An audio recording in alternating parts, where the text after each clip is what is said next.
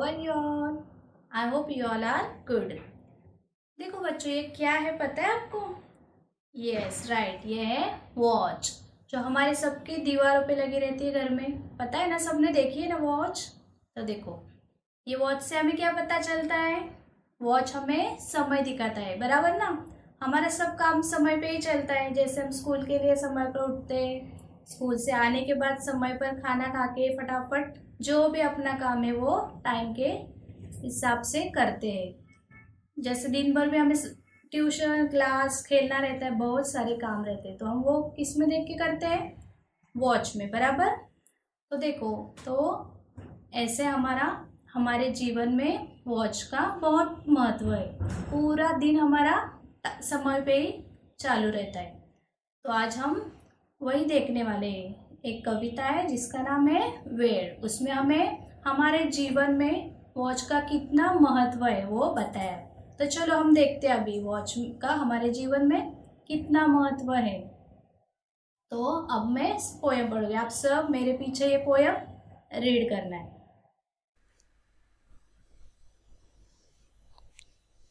देखो, तो मराठी का थर्ड पोयम है वेळ। वेळ यानी टाइम। तो अभी हम टाइम का हमारे जीवन में कितना महत्व है वो ये पोयम से देखेंगे। वेळ मोठी ताकदवान, तिच्या समोर टिकले नाही मोठे धनवान। देखो, वेळ यानी टाइम और ताकतवान यानी स्ट्रॉन्ग। तो देखो, टाइम जो है वो बहुत स्ट्रॉन्ग होता है। टाइम सबके लिए सेम रहता है, किसी के लिए भी वो रुकता नहीं है। टाइम के आगे किसी का भी कुछ चलता नहीं है, चाहे वो कितना भी धनवान यानी अमीर हो, किसके पास कितना भी पैसा हो, वो टाइम जो है वो देखता नहीं है कि हमारे सामने जो है वो पैसे वाला है या गरीब है। टाइम सबके लिए सेम रहता है, वो आगे बढ़ता ही रहता है।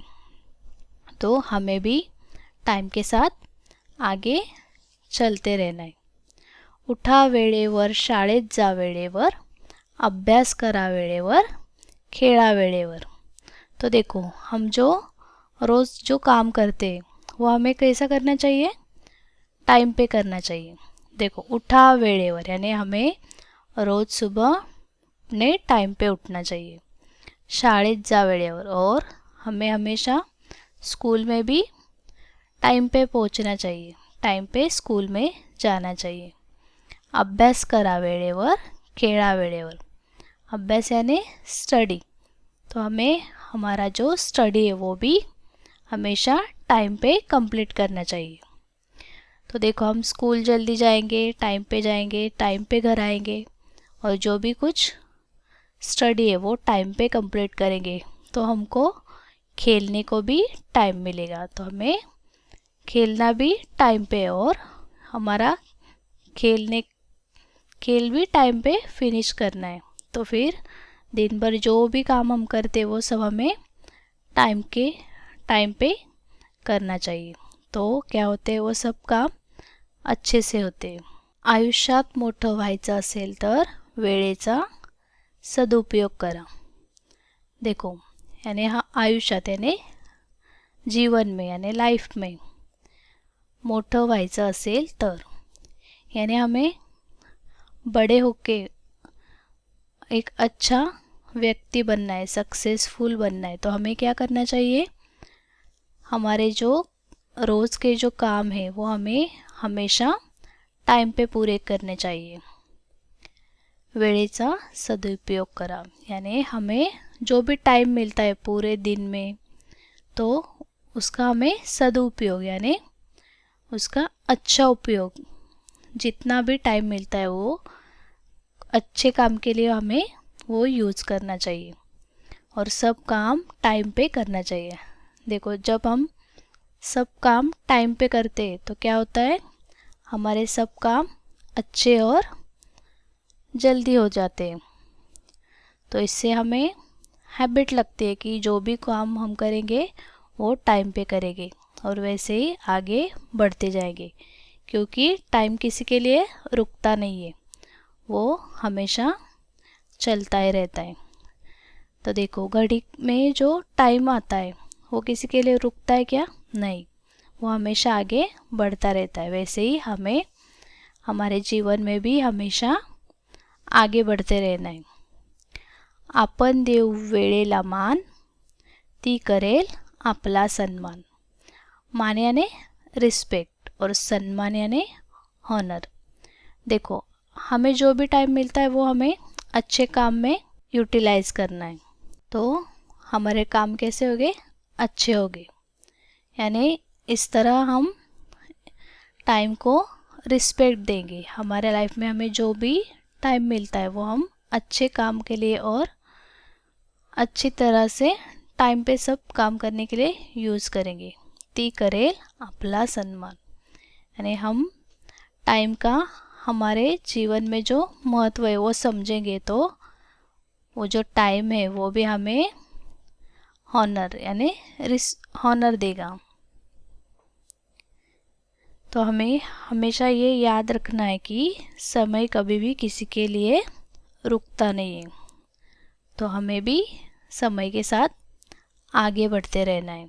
तो देखो हमने अभी समय यानी टाइम, उसका हमारे जीवन में कितना महत्व है वो देखा।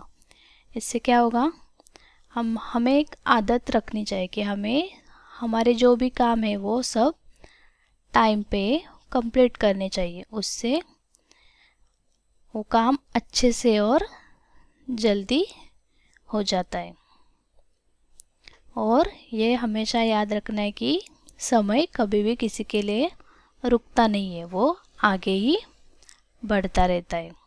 तो देखो अभी हमने ये पोएम पढ़ी, अब हम उसके क्वेश्चन आंसर देखेंगे।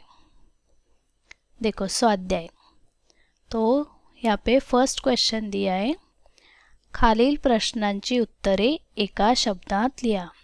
यानी नीचे हमें क्वेश्चन दिए, उसके आंसर हमें लिखने कैसे?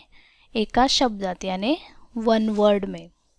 तो उसमें फर्स्ट क्वेश्चन है, वेळेसमोर कोण टिकत नाही, यानी वेळ यानी टाइम के आगे कौन नहीं टिकता है? तो उसका आंसर है धनवान।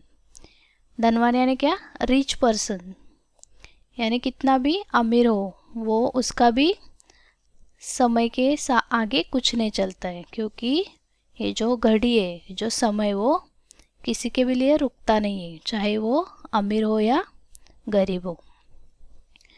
सेकंड क्वेश्चन है, आपण कोणाला मान दिला पाहिजे, यानी हमें किसको वैल्यू देना है, रिस्पेक्ट देना है? तो उसका आंसर है वेळेला। देखो सेकंड है, रिकाम्या जागी योग्य शब्द लिहा, यानी हमें यहाँ पे जो जगह दी है वहाँ पे क्या करना है? फिलअप से, यानी फिल इन द ब्लैंक्स। तो देखो फर्स्ट है, मी डैश वाजता उठतो किंवा उठते, यानी मी, अभी देखो हम सुबह कितने बजे उठते हैं वहाँ पे लिखना है। जैसे हम सुबह 6 बजे, 6 यानी मराठी में क्या लिखेंगे? 6। मी 6 वाजता उठतो। अभी लड़का रहा तो वो क्या बोलेगा? मी 6 वाजता उठतो। और लड़की रहेगी तो क्या बोलेगी? मी 6 वाजता उठते। सेकंड है, मी डैश वाजता शाळेत जातो। अभी सुबह उठता है, उसके बाद वो तैयार होके स्कूल में जाते, तो फिर कितने बजे जाता है वो? 7 बजे। तो क्या आएगा? मी 7 वाजता शाळेत जातो। अभी यहीं पे भी लड़का रहा तो क्या बोलेगा? मी 7 वाजता शाळेत जातो। और लड़की क्या बोलेगी? मी 7 वाजता शाळेत जाते। थर्ड सेंटेंस है, मी डैश वाजता खेळायला जातो, यानी हम मैं कितने बजे खेलने जाता हूँ? 4 बजे। तो लड़का बोलेगा मी 4 वाजता खेळायला जातो। और लड़की क्या बोलेगी? मी 4 वाजता खेळायला जाते। यानी यहाँ पे हम कितने बजे उठते, कितने बजे स्कूल जाते और फिर खेलते कितने बजे, ये लिखना है। अभी थर्ड क्वेश्चन दिया है, वेळ लिहा। वेळ यानी टाइम, यहाँ पे हमें टाइम लिखना है। जैसे देखो आपको दिख रहा है यहाँ पे बहुत सारी वॉच दी है और उसके नीचे जगह दी है हमें लिखने के लिए। तो हमें ये वॉच में देखना है क्या टाइम हुआ है और यहाँ पे जो जगह है वहाँ पे लिखना है। जैसे देखो अभी ये फर्स्ट वॉच दिया है, देखो वॉच में नंबर्स रहते बराबर, और ये जो आपको दिख रहे हैं दो, इसे क्या बोलते हैं हम, big hand and small hand. ये जो बिग हैंड है ये क्या शो करता है, मिनट हैंड कहते हैं इसको, और स्मॉल हैंड जो है उसे हार हैंड। तो फिर अभी ये फर्स्ट वॉच में मिनट हैंड जो है वो 12 पे और हार्स हैंड जो है वो 2 पे। तो क्या टाइम हुआ है, 2 o'clock। यानी उसमें मराठी में लिखने हमें 2 वाजले। अभी नेक्स्ट वॉच में है मिनट हैंड 12 पर और हार हैंड 4 पर, यानी 4 o'clock, यानी लिखना है हमें 4 वाजले। अभी ये वॉच में हार हैंड है 8 पर और मिनट हैंड 12 पर, यानी 8 वाजले। नेक्स्ट वॉच हार हैंड 10 पर और मिनट हैंड 12 पर। तो यहाँ पे कितने बजे, 10। तो यहाँ लिखना है नीचे 10 वाजले, यानी टाइम वॉच में जो टाइम हुआ है वो नीचे लिखना है। अभी ये वॉच में हार हैंड है 6 पर और मिनट हैंड 12 पर। तो यहाँ बजे 6, यानी 6 वाजले। अभी ये लास्ट वॉच में मिनट हैंड 12 पर और हार हैंड 5 पर, यानी 5 वाजले। तो देखो यहाँ पे हमें सब वॉच दिए और नीचे हमें वॉच में क्या टाइम हुआ है वो लिखना था। देखो उपक्रम, उपक्रम यानी ॲक्टिव्हिटी। कार्ड पेपरवर घड्याळाचे चित्र काढा व रंगवा। अभी आपको क्या करना है, अब जो मराठी की बुक है जिसमें क्वेश्चन आंसर लिखते हो वहीं पे नेक्स्ट पेज पर आपको एक वॉच बनानी है। उसमें नंबर्स लिख के ये मिनट हैंड हार हैंड दिखाना है और उसे कलर करना है।